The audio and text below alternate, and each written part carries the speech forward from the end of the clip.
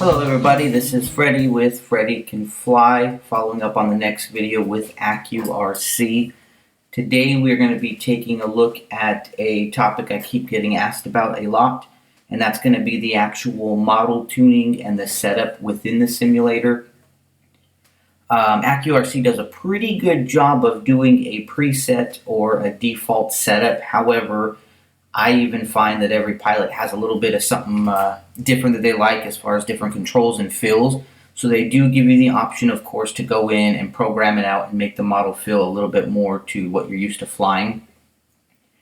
To start it, what I'm going to do is, of course, I've already got my models all set up and everything, but I'm just going to select a brand new fresh start model. And we're going to try to go over, I'm going to use the Goblin Thunder. It's just the model that I like. Please feel free to select any model. And of course, in future videos, if you guys wish, I could select the particular model that you're using and go through the same thing with you. But we'll be using the Goblin today. And I'm going to go to the workbench mode first. What we're going to try to do is cover 4 different key points that I use to make my model feel at least as realistic as humanly possible. And I find that they work very well if we do them in these steps. Some, you guys can change around the steps in any way that you wish. But up here on the screen, you'll see step number 1 we're going to look at. The reason why we went to bench mode first is going to be the pitch. We obviously don't want to start looking at our cyclic and everything else if we don't know what our overall collective pitch range is, just like on a real machine. So we're going to start with pitch first. Second step we're going to look at is the RPM that we want to be flying at. Of course, if I'm using a 3-position switch, so I'll have an RPM 1, 2, and 3. You'll be able to outfit yours accordingly. Step number 3, we'll then look at the flybarless sensitivity for the cyclic controls, so aileron and elevator throws. And then finally, I look at the rudder as number 4. That's kind of done last. I mean, you can fly a machine that's got great cyclic and great collective with a good RPM, no matter how crazy the tail is. So I kind of saved that for last. So let's go ahead and jump back over here to our bench mode. And the first thing we're going to want to do is let's visit the overall collective pitch range that we're going to be flying with.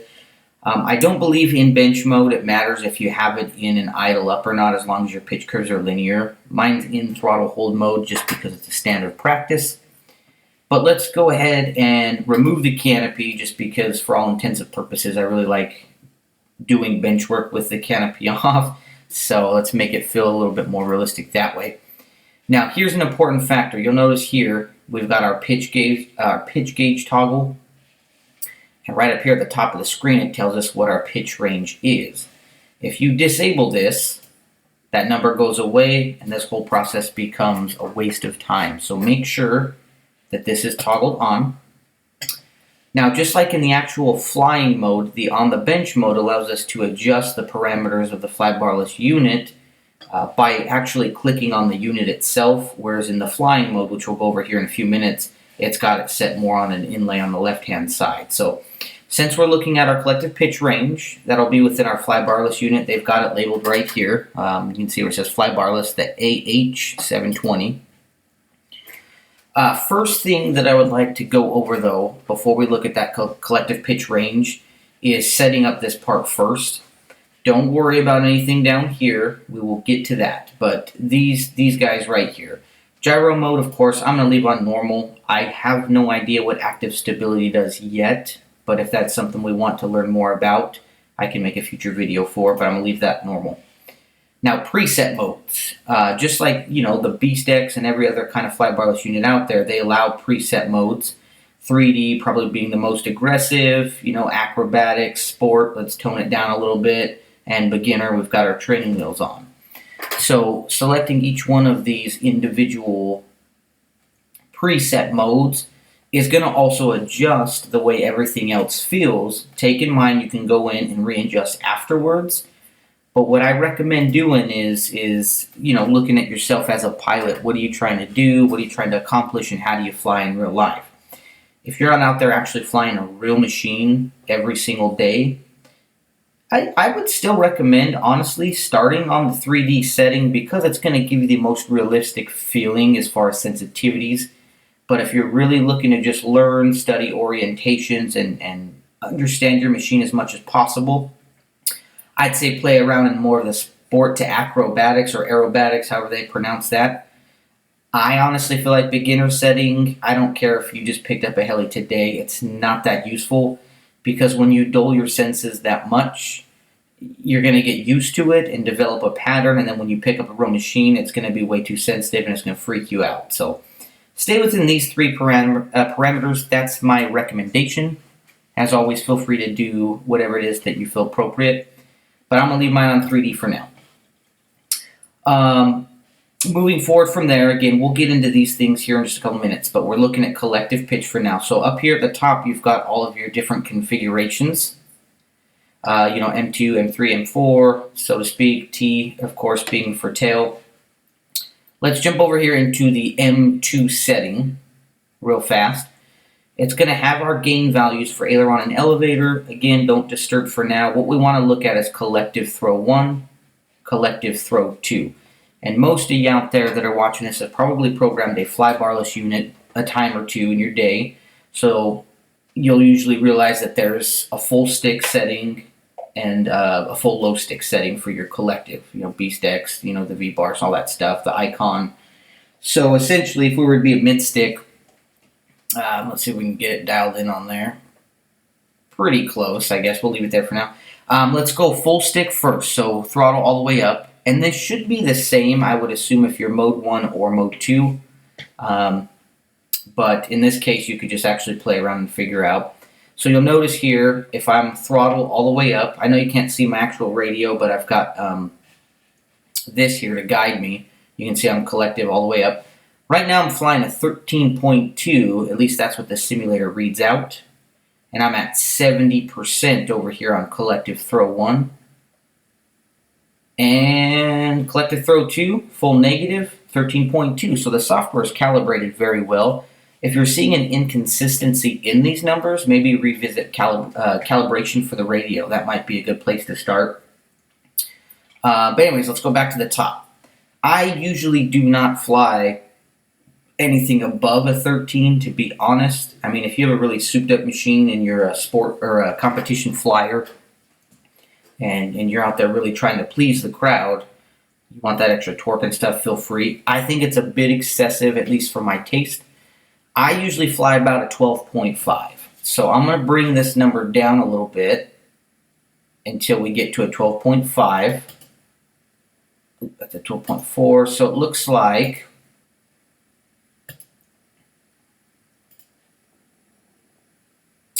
$65.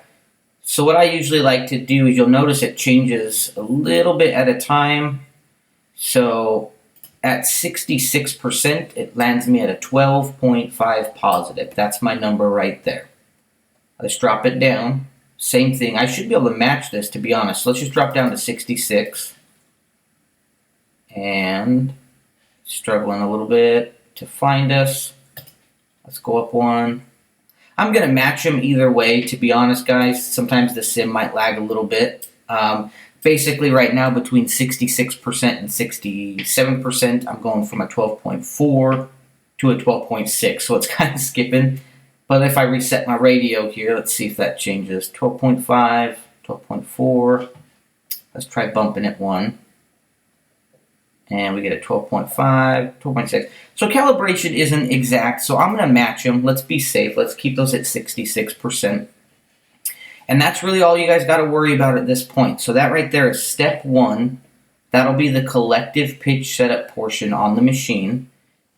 Alrighty, guys. So moving forward here on to step 2, we're going to be visiting the RPM settings on the machine. Now, we're still in the workbench mode, of course. You can do this out on the actual flying mode, I believe. However, I just find it more satisfying to do on the bench, along with, again, the collective settings and everything.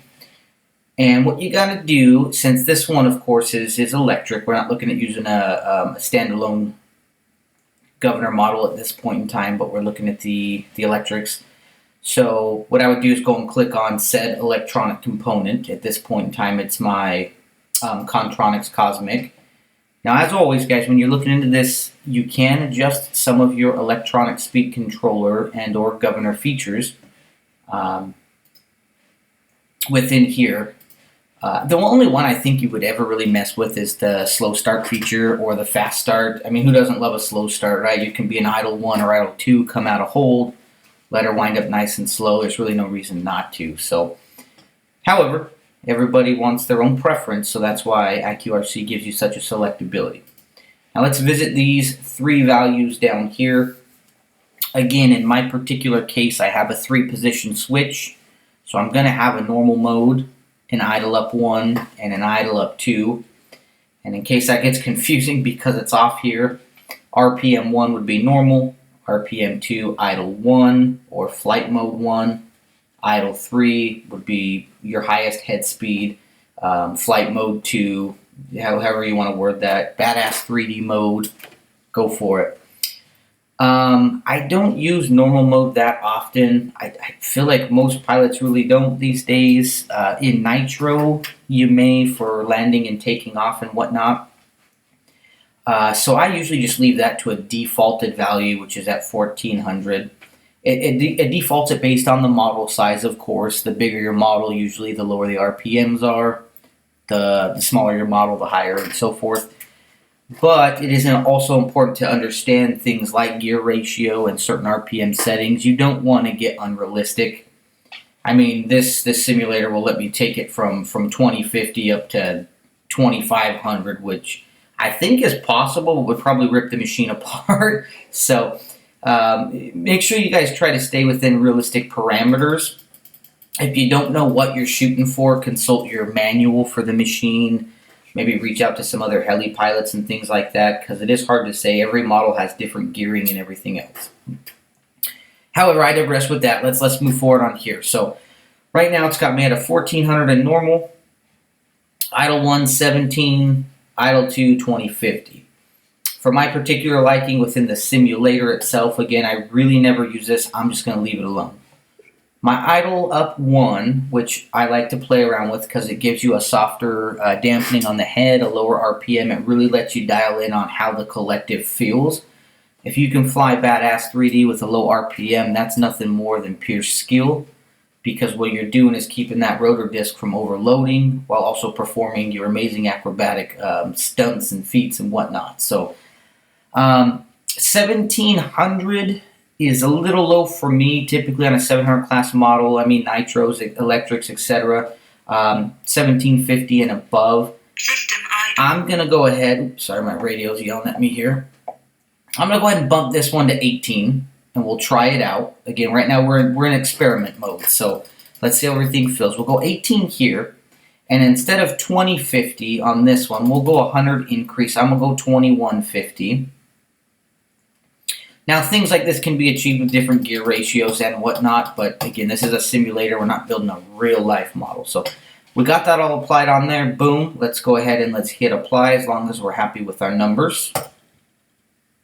And that basically does it right there, guys. So we now have step 1, pitch range set up per our selected values. And now we have step 2, the RPM settings for our make and model based upon size and everything else. And now we're ready to hit the field. Let's go play around and get crazy. One thing I am going to do, guys, and this is a good chance, if you're starting a brand new model, why not have a quick moment, have some fun, go through the settings in here and the different selectabilities on everything. The only thing I really changed, to be honest, is my blades. I'm a very, very big fan of the Hilo, what do they call it? Hilo style blades, or Helix, my bad, Helix blades, and I think they're Halo. There they are. Gosh, sorry guys, it's been a long day for me. So I'm gonna slap some halos on there. Those are usually what I fly in most of my models. If you guys watch some of my flight videos, so let's put those on there. Let's hit apply. Let's jump down here to the tail rotor blades, and let's throw on my halos. Boom, apply. If you guys want to change anything else this time, you can. You know, canopy, motor, all that other fun stuff, servos, pinions. Just play around, have a good time here. I actually prefer, in most cases, to fly without the canopy. Again, it varies on how I'm feeling for the day, but I'm going to go no canopy. And for me, everything feels good. So I'm going to go ahead and address this section here where it says fly. And let's get ourselves out to the field. Now, since I have the governor set up to where we've got a specific RPM for all 3 flight modes, if you are not in throttle hold mode currently, the model will spool up, such as in real life with a real machine. So I always have throttle hold active unless I'm ready to fly. If you guys want to use endpoints or throttle curves and actually make your normal mode more realistic, feel free to comment down below and I could go over some videos showing you how to do that. So the next step in this is going to be the cyclic setup. Let me go ahead and get ready for that, and I will see you guys in just a moment.